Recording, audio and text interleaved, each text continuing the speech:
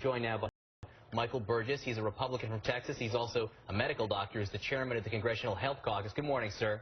Good morning. How are you all? Were you in that room last night? I mean, the question so many of us have right now is what on earth happened? Short answer to your question is yes, I was in the room. I don't know the answer to the longer question that was your follow-up. It was unlike anything I have seen in my brief 10 years here in the nation's capital.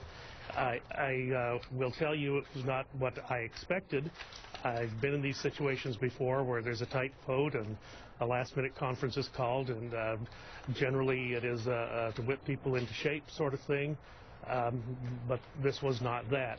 And I do wonder, you know, this whole thing being developed off in a room somewhere where no one was involved from the Congress.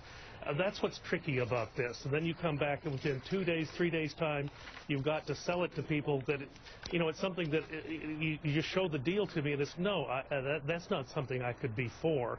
I will tell you this, and I spent the last 48 hours talking to people at home and talking to Tea Party leaders, talking to municipal leaders, state leaders, and just regular rank-and-file folks. And their comments to me were always the same. They would say, stay strong. And I would say, well, what do you mean by that? And they would say, well, don't cave. And I said, well, what does that mean? And they said, well, cut spending. And that is the, you know, was the bottom line message that everyone delivered to me.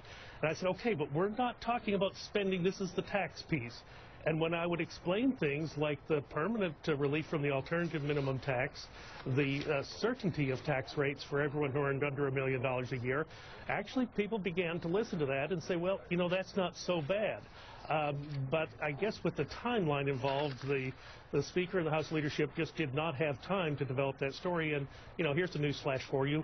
We don't communicate that well on the Republican side.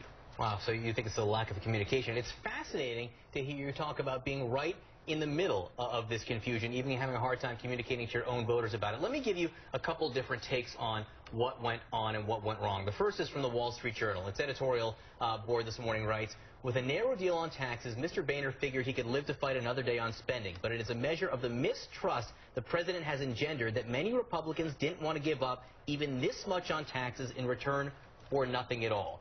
That's the Wall Street Journal today. Is the president to blame here, or is this more an issue of Speaker Boehner not being able to get his own Republicans in line? Well, I don't know whether it's a case of the president being to blame, but this is clearly what the president wanted, and that's been obvious to me for some time. The president has wanted the tax increases that are going to start on January 1st. He's wanted the cuts into defense that are going to kick in with the sequester. He'll come back and protect some of the cuts that are on the domestic side, but I really believe this is what the White House has wanted all along. I've talked to more senior members in the past couple of days, people who've served with 5 presidents, and they said they've never seen a president not engage on something with this much importance. And I think that's telling. Well, even in divided Congresses in the past. The president has proposed tax cuts, raising taxes only on those making $400,000 or more. He's also talked about significant changes to the CPI, which would change Social Security benefits, reducing them over the long term. So he has made some proposals here. Very, very limited bits and pieces. And, you know, I don't remember LBJ. I wasn't up here when he was president, but I remember him from back in Texas. And he was famous for getting the opposition on the phone and wearing them down. I mean, the president has a lot of power. And unfortunately, in this case, it was only between him and the Speaker. And that really was, again, that was a difficult.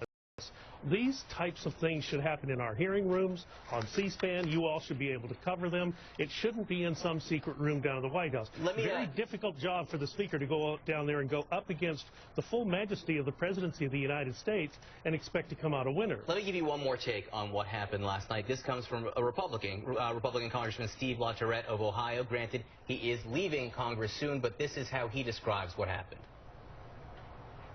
It weakens the entire Republican Party, the Republican majority. I mean, it's the continuing dumbing down of the Republican Party, and we are going to be seeing for more and more as a bunch of extremists that can't even get a majority of our own people to support policies that we're putting forward. If you're not a governing majority, you're not going to be a majority. Your reaction? Well, look, it's very, very difficult for the Republican House to be a governing majority. In many ways, in 2010, the voters sent us a majority in order to be a restraining order on the Obama administration and some of their policies they've done in the first 2 years of the first Obama administration. You know, the president has a choice. If he wants that to continue for these next 2 years, then he very much can have that. At the same time, I do think the president is going to have to show presidential-level leadership, not partisan leadership, and that's what we've seen these past couple of weeks. But he is going to have to engage with members of Congress. He can't keep shutting us out. And remember, there are 435 House members. Look, I don't know what will happen next. I rather expect Harry Reid will send something back over to us. But remember, tax bills have to originate in the House of Representatives. This is going to be a tough slog. You know, here, maybe there's some good news in all of this, though. The fact that the deficit is so high, and the deficit is what is the most destructive feature in our future.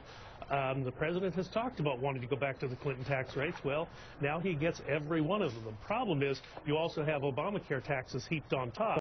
So those people who see their dividend taxes go from 15% to 44% are in for quite a shock January 2nd. Congressman Michael Burgess, I really do thank you coming in and talking to us this morning. A confusing morning, epic in many ways.